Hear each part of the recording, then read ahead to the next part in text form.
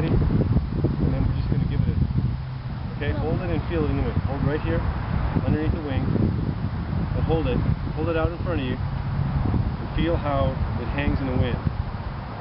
Okay? And then you're going to aim the nose slightly down and just give it a push.